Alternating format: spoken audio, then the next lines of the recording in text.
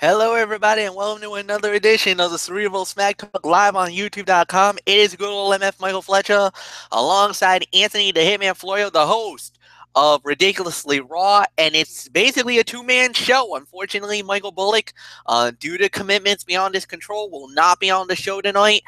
Dee Dee Woodson, the Twisted Angel herself, is working tonight, so she won't be on the show either. So it's just going to be us two, and we're going to be recapping SmackDown Live. That was from the 619 of San Diego, California, exclusively on network. And look, I think we're openly gonna admit it. This was a very tall order for SmackDown Live to try to top Monday Night Raw.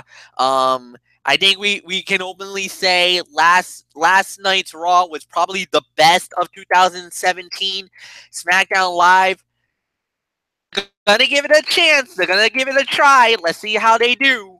But I know this is definitely not going to be nowhere near a 9.0 that we gave for Monday Night Raw. It was from the Valley View Casino Center in San Diego. We started it off with and Kevin Owens. They were basically cutting a promos about the unfair business and what's going on with WWE, and basically mainly with Shane McMahon. Well, Randy Orton comes out of nowhere, RKO on Kevin Owens. Sami runs out of the ring.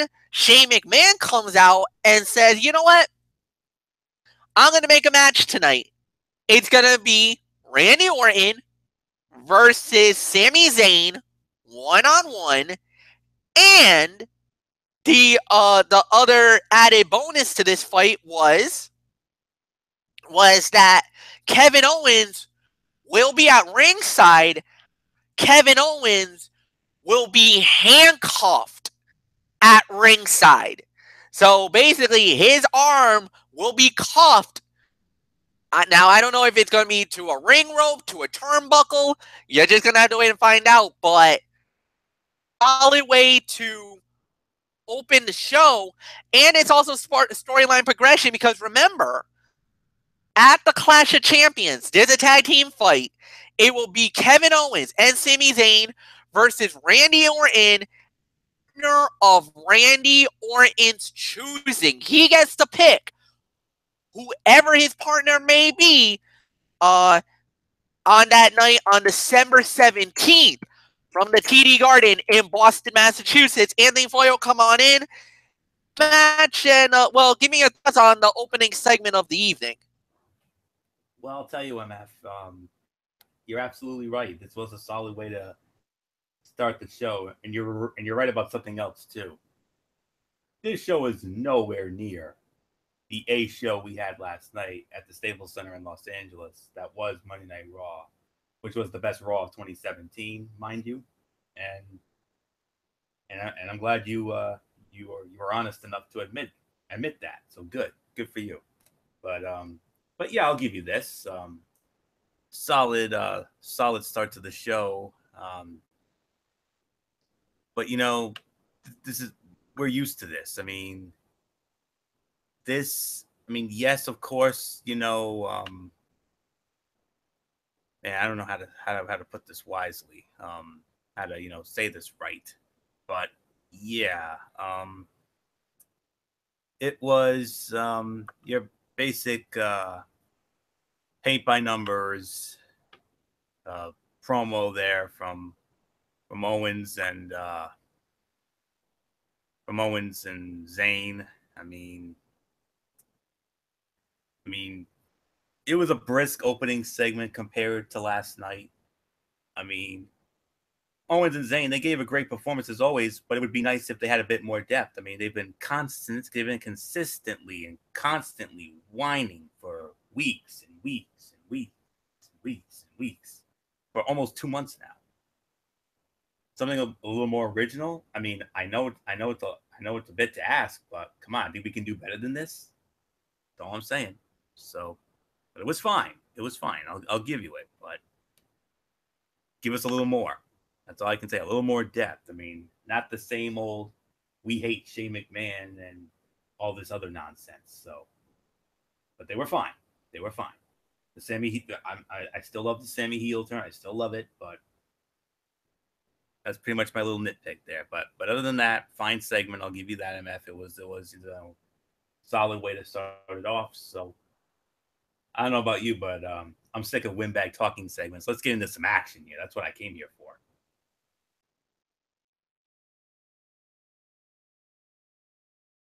You were looking for some action, eh? Okay. First fight of the night, tag team match. The New Day goes up against Aiden English and Rusev. And when it was all said and done, winners of the bout in about 11 minutes and 44 seconds. English and Rusev gets the victory. It's Rusev Day, everybody! Celebration all over the world. You get to lead off on this match. You got it wrong, MF. It's Rusev Day. Oh, give me a break. Yeah, buddy. That's all there is to say on that. Aiden English, the man with the Pavarotti, Robert Goulet, Francois Clemens, John Reardon voice. Yes, sir. That's how you get it done. Surprising outcome, yes. But even more, second best fight of the night. Honest to goodness, this was a solid 3-star match. I mean, yeah, this was a very good match. I mean, it got some time there, and there was some good action in this match, and we had that split screen commercial break that we get during SmackDown Live. I wish Raw would do this once in a while, but I mean, it isn't a bad idea to give a push to Rusev and English as a team, since they didn't have a lot going with them otherwise. And feuding with New Day is a significant spot to be in on the card. And plus, there's some good comedic aspects of Rusev and English that could play well off of New Day's quirky traits. But very solid match here. Good action throughout. Some good near falls and solid 3. This was a solid 3. And because of this, MF, with Rusev and Aiden English winning this match, I understand an indemnity has been made to a match on the Clash of the Champions card, and I might add a necessary indemnity. Oh, yes, indeed. The indemnity was that has now prompted, if memory serves me correct, I just want to make sure that this is legit, but Rusev and our friend Rusev and Aiden English has now been added to the tag team title fight. It's now, I believe I heard, a fatal 4-way. Yes. For the titles. It's a 4-way. It's a 4-way. It is the Usos putting the titles on the line against Aiden English and Rusev and Sheldon Benjamin and Chad Gable. Oh boy. Chad Gable. And of course, the New Day will be involved. And for the SmackDown Tag Team titles at the Clash of Champions in Boston. Solid match. I agree. This was definitely second best fight of the night. I'll even go as far to call it maybe 2.5 to 3 stars.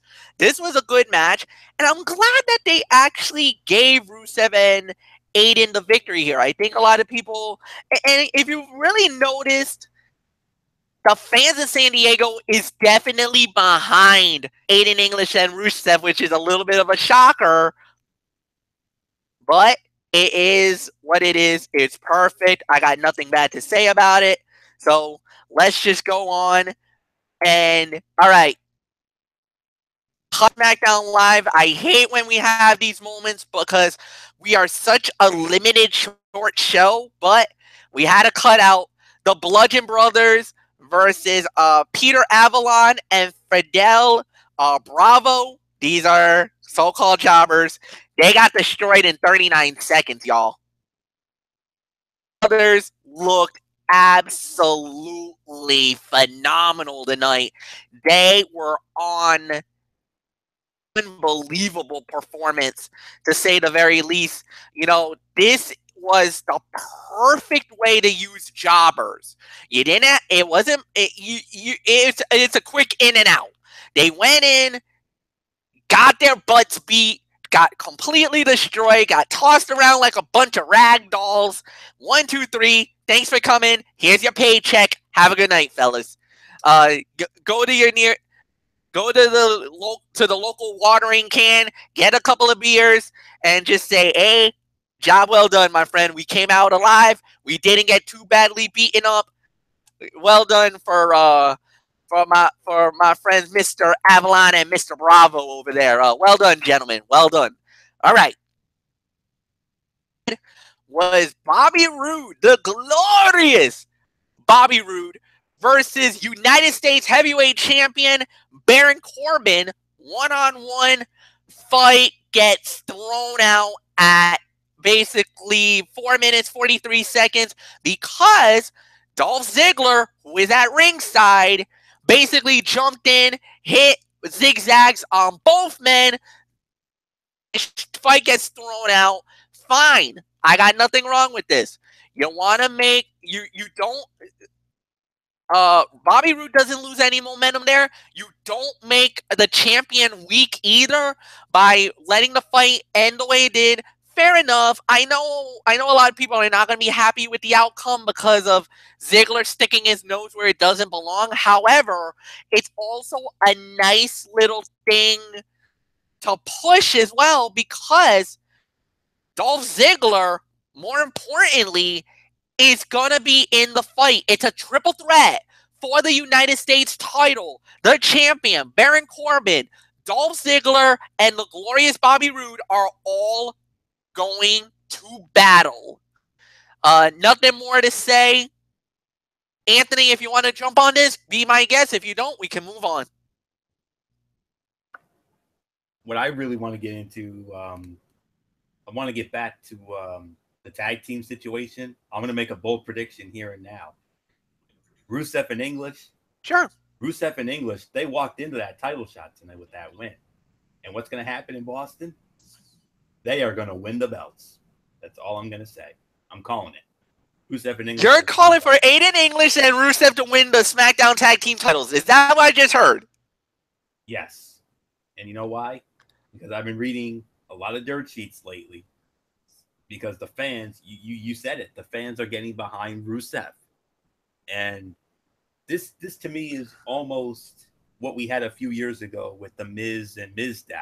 Remember how over they were, especially Mizdow? I mean, yep. I think Rusev and English are on a similar road here. Rusev has been getting over. You said it. The fans in San Diego, they pop big time for that guy. I think it was more so for Rusev than English, honestly. But as far as what happened with the United States Heavyweight Championship situation, I'm surprised they didn't have Corbin and Roode go longer. I mean, Ziggler made himself a part of the bout with that angle. And Ziggler's usually at his best when he's on commentary because he doesn't yell and he's less scripted. And that was no exception. And here comes another bold prediction, although it might not be so bold. Clash of Champions. I think the United States Heavyweight Championship is going to become glorious. That's all I'm going to say. Well, we hope that it does. We don't know for sure because a lot of the times WWE, I don't know what it is with NXT guys. A lot of the times, some of the NXT guys have not gotten that golden moment yet. We hope so. We want it. We pray for it. I don't know. We'll see. We'll see. On to the next fight. Are you ready for some hot women action? The reigning, defending SmackDown Women's Champion Charlotte Flair goes one-on-one with Tamina Snuka, winner of the bout. The SmackDown Women's Champion Charlotte Flair, figure 8, tap out submission, but then a little bit of some interesting dilemma broke out. Next up, we had was Natalya at ringside, Lana was clearly at ringside. So was Carmella. She was at ringside. But then the Riot Squad showed up. Let's just say all hell broke loose in the house because the women brawling. Cat fight breaks out. Sarah Logan went right after Carmella. Liv Morgan went right after Natalya. And Ruby Riot, well, caused the riot. Went right after Tamina. Big mistake there. But whatever the case may be, all the women started brawling. And here's the kicker, y'all. The kicker's this. The rematch of Charlotte versus Natalya at the Clash of Champions is now being, this is from Daniel Bryan himself, but is now gonna be none other than a Lumberjill match. That's right, Lumberjill match for the women's title at the Clash of Champions in Boston. We're gonna get some of the most beautiful women on SmackDown Live gonna be there. Holy cow. What's gonna happen? We shall see.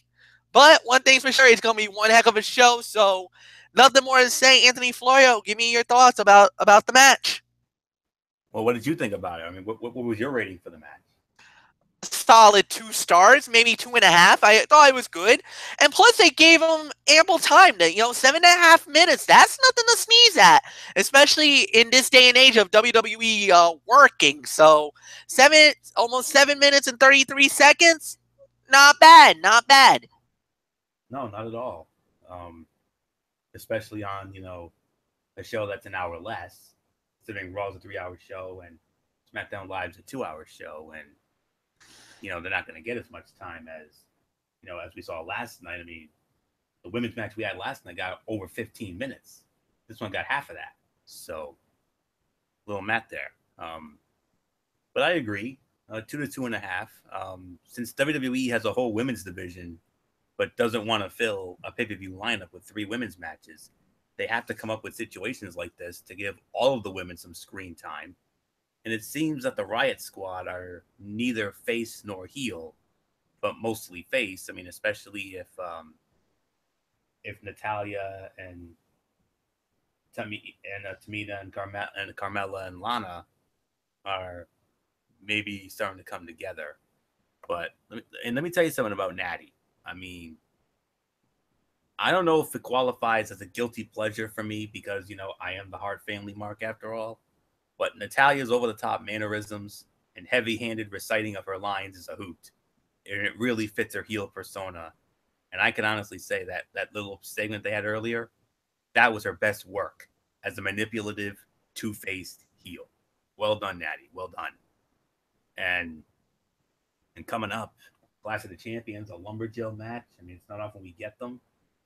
The last time I can remember one, I don't know if there's been one since this time, but I can remember Survivor Series in 2011 when Hall of Famer Beth Phoenix, the Glamazon, went up against one of MF's old favorites, Eve Torres, and Beth Phoenix won it with that sick Glam Slam off the top rope, which was epic in Madison Square Garden. So that's the last Lumberjill match I can remember. My gut's telling me there's been maybe a few since then. I'll have to look into that, but that's the last one I can remember, and I can't wait to see how it's going to go down in Boston. I mean, why do I have this feeling in my gut and my veins right now that on that night a cat fight's going to break out and it's going to make MF go into Joey Styles cat fight mode? That's all I'm going to say on that. You thought Joey Styles cat fight mode was something? That's nothing compared to how MF does it. You do it just as good, MF, but honestly, I think you do it even better than Styles ever did. Just saying. So 2 to 2.5, third best fight of the night. If there's no other business, I think it's main event time.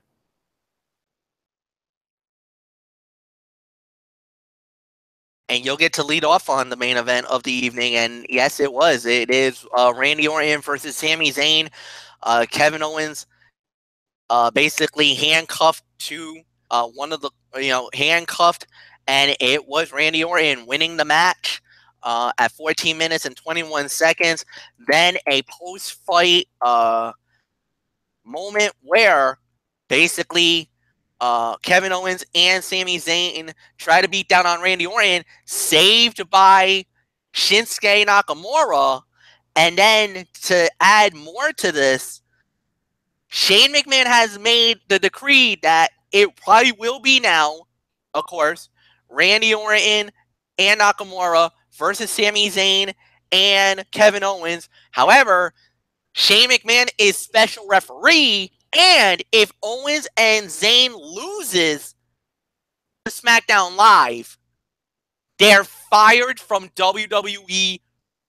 They cannot go to Monday Night Raw. They are out. Anthony Florio. Nothing more to say. It's all yours. A lot to dissect here, a lot to digest here, but I'll do it as best as I can. Fight of the night, obviously, as far as the main event is concerned. I mean, no other match was better. 3 1/4, 3.5 stars is my rating for that. And, solid 14.5-minute bout.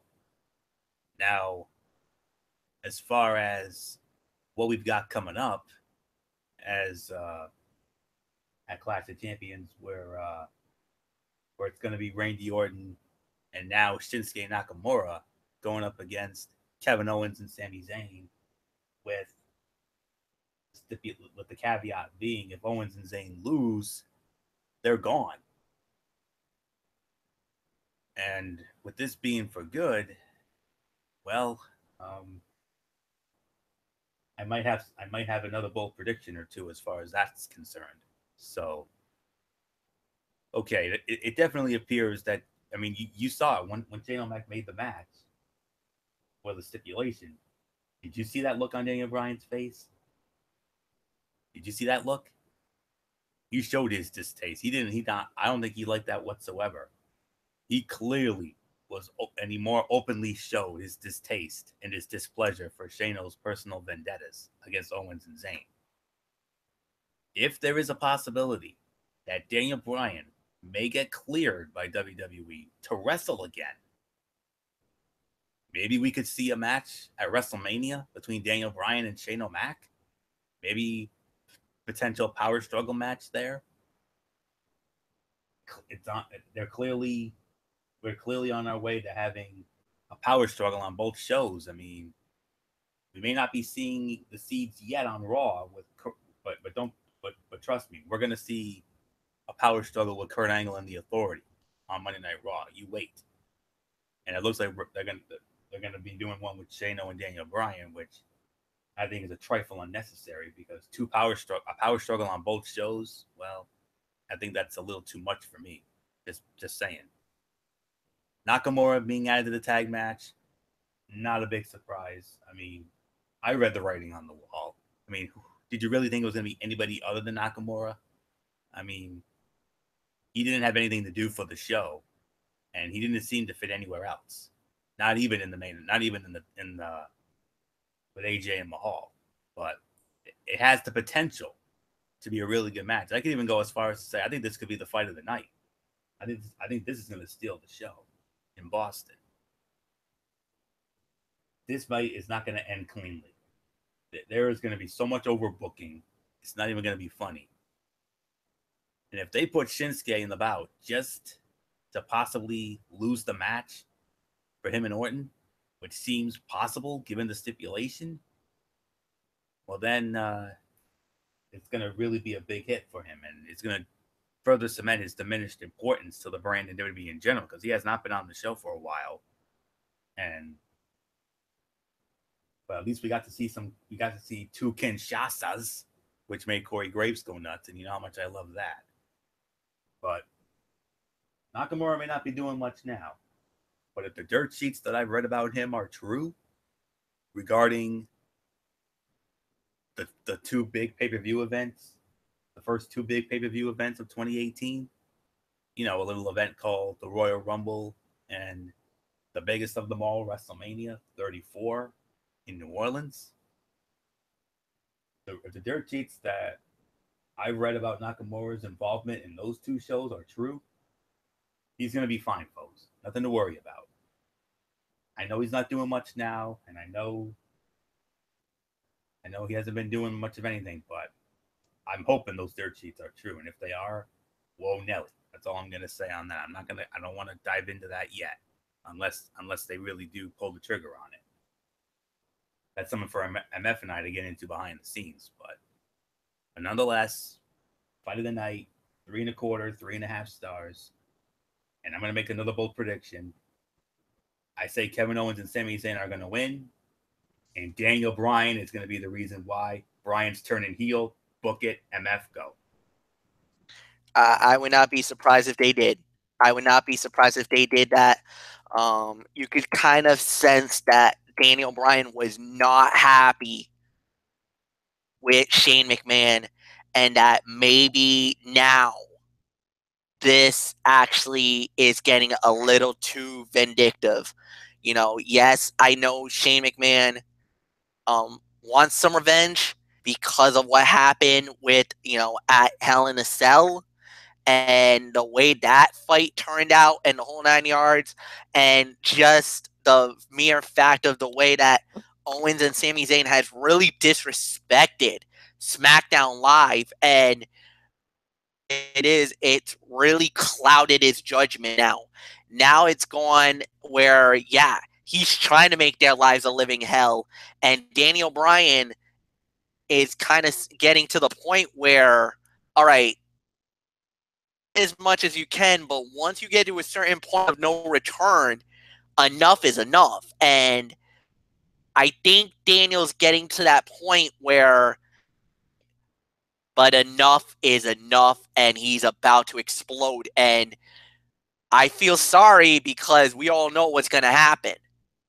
Like, the writing is indeed on the wall, and once that hits the fan, look out below. It's going to get bowling shoe ugly, and hell's going to happen at that point. So we'll see. We'll see. All right. So overall review time, nowhere near the 9 that Monday Night Raw got that Raw got last night, but this was still a respectable show. This was still pretty good. Not bad. I think SmackDown definitely has a lot of momentum going on their way. We did see a little vignette of AJ Styles and Jinder Mahal and all the stuff that's leading to the WWE title fight. Not bad. We had a good show where Shane McMahon and Daniel Bryan, you starting to feel the pressure and everything else. You got the women's match coming together pretty nicely. Lumberjill match at the pay-per-view. We also got a fatal 4-way now for the tag team titles. Big moment there on that. On top of it, a nice little job showcasing the triple threat for the United States title. Storyline progression all over the place tonight. That is definitely SmackDown staple. 7 out of 10 for me. I think they did a very good job of everything that they did. Even the squash fight for Bludgeon Brothers was actually executed perfectly tonight, which normally we don't go much about those type of things, but they nailed it. I thought this was absolutely perfect. Nothing bad to say on that front. 7 out of 10. Solid show. Anthony, it's yours. Couldn't agree more. 7 out of 10. Absolutely spot on. Main event, fight of the night. No doubt about it. Owens and, Orton and Zayn. Second best fight was New Day against Rusev and English. And then rounding out the top 3, Charlotte Flair and Tamina Snuka. And that very good opening segment at the start, even though it's, paint by numbers. And of course, we did have those. We had a couple of cutout matches. Of course, the Bludgeon Brothers squash over those 2 ham and egg jabronis, and of course, Rude and Corbin, which was disappointing because I really wanted to see something out of that. I thought that had the potential to be something really good, but they rushed that. So, Clash of Champions looking like a great show.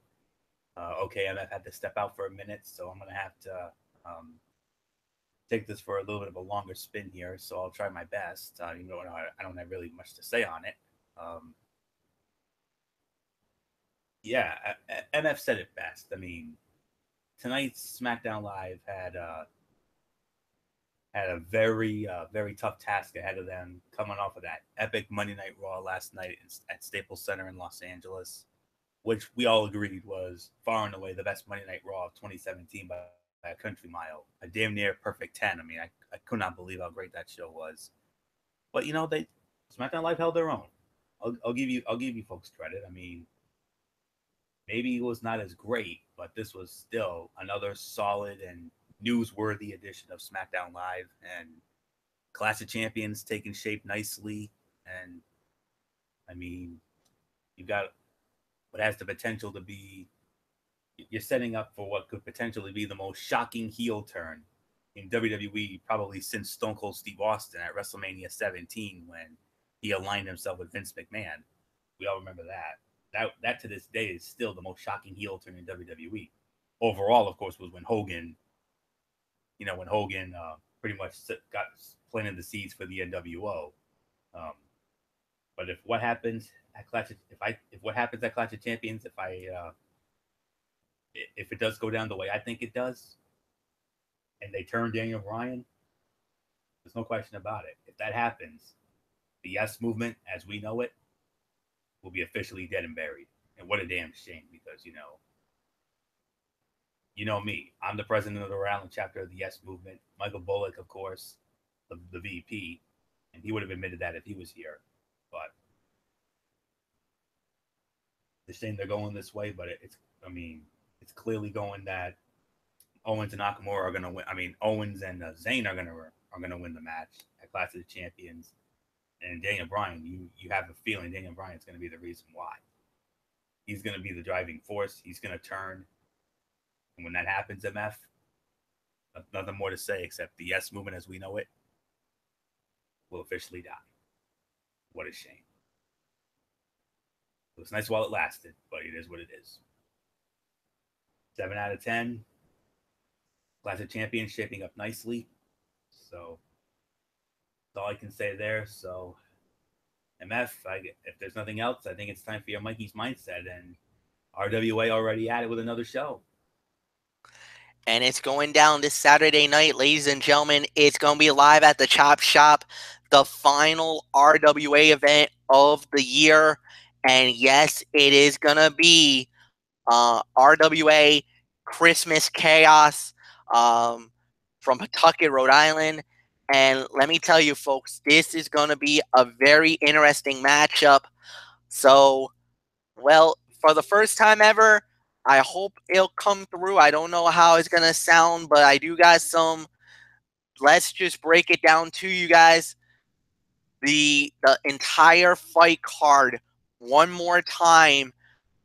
Basically, it is going to be an unbelievable event, to say the very least. And it starts out, well, it's going to be the Foundation, Chris Sterling and Jimmy Hansen against Pumpalicious, Vinny Vegas, and Johnny Mota. That's going to be a tag team attraction. That's probably going to be kicking off the show. We'll see. But let me tell you, it's going to be an interesting matchup. Pumpalicious made their debuts during the Thanksgiving Throwdown Battle Royale. And, you know, they fared pretty well, no doubt about that. Had a nice little performance there. But for Chris Sterling and for Jimmy Hansen, the Foundation, they are right now waging war with the RWA, but mainly with T Phoenix, with a whole bunch of other people right now. So there's a turf war going on. And what a matchup this is going to be. Pumpalicious making their basically in-ring debut as a tag team going up against Chris Sterling and Jimmy Hansen. What's that going to be like? We'll find out Saturday night at the Chop Shop. Next fight of the night is this is going to be a real interesting matchup.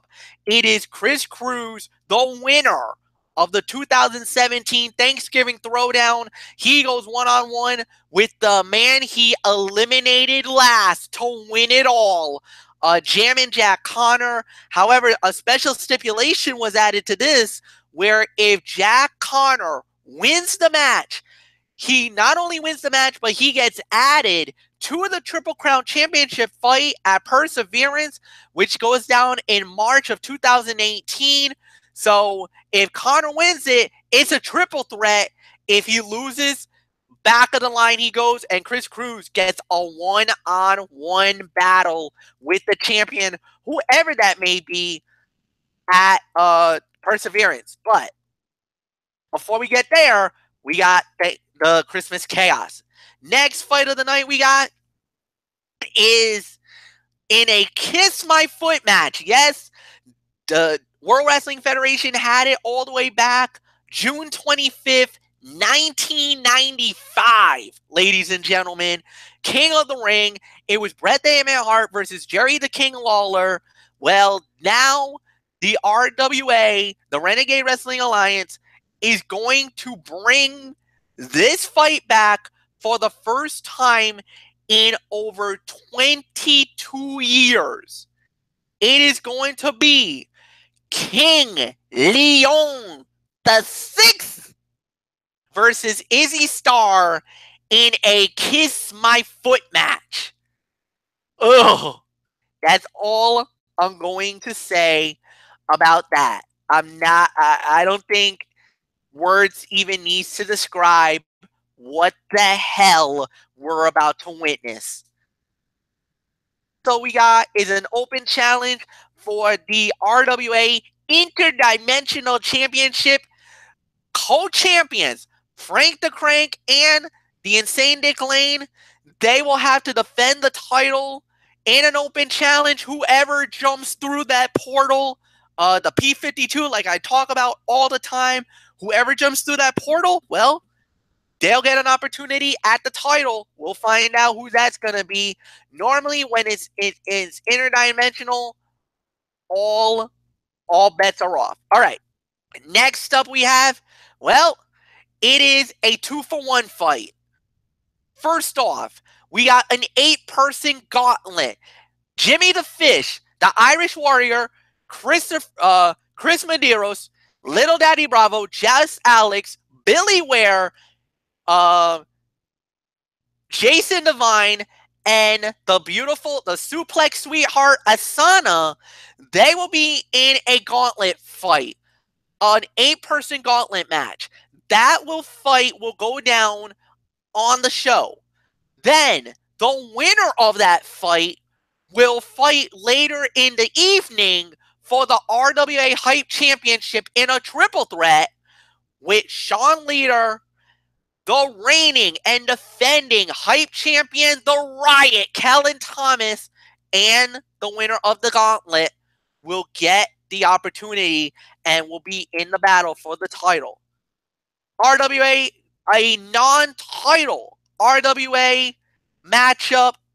The reigning, defending RWA Tag Team Champions, the Middlesex Express, they will face off with the team of the Brick David Baker and Big Daddy T Phoenix in a tag team spectacular. If Phoenix and Baker wins the match, maybe a future RWA Tag Team title fight. We'll wait and find out. And in the main event of the Christmas Chaos for the RWA Triple Crown Championship, the ace, Mike Montero, the former champion, goes up against the reigning and defending champion, Nick Marchand, in a 30-minute Iron Man match. The rules are pretty simple. The man who gets the most decisions by pinfall, submission, disqualification, or a countout will win the match and will be the undisputed RWA Triple Crown Championship. This war has been going on since, It's been it's probably going all the way back to, I believe it's gone past Legacy. I mean, we're talking back in the summer when this broke down. Nick Marchand won the title, I believe, in October and has held the belt ever since. And now this is the big one, the rubber fight. You can't get any bigger than this. This is going to be an unbelievable event. Tickets on sale right now at squareup.com. That's the official website where you can get the tickets. $15 for VIP, front row seats, and you get a poster for the event. $10 for general admission. $5 for all kiddies 12 and under. And let me tell you, tickets will go fast. The last time an RWA show at the Chop Shop was there, it was a sellout, guys. It was packed. And trust me, I was fortunate enough to be there for the first time, being at the new Chop Shop. I'm going to tell you guys, it is amazing. The place is awesome. You're going to have fun. You're going to enjoy yourselves.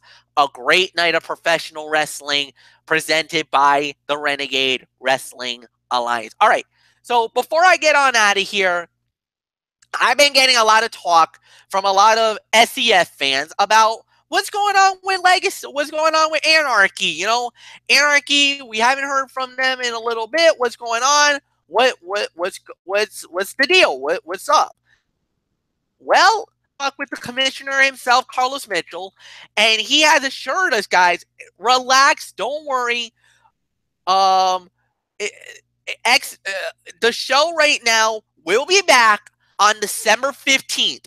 The fight card is being planted right now, and one match I can confirm that's going down on that night is gonna be Tina making her return to the ring as she goes up one-on-one with Jade West, and there is talk about a title fight. Now, I can't confirm or deny it, so come on back next week to the Cerebral Smack Talk, and I will have the official fight card for you.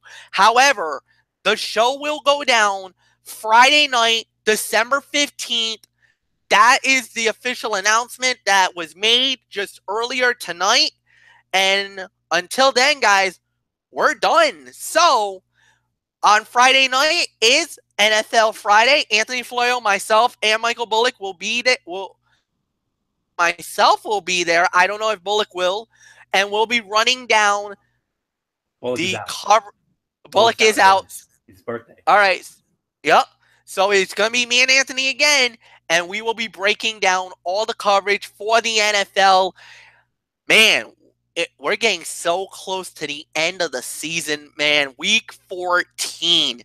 We are now officially 4 weeks left in the regular season, and it is getting fun on this one. Lots of stuff we're going to get to. Great matches this week. There's nothing more to say. For Anthony Florio, I'm Michael Fletcher. Have a good night, everybody, and so long for now.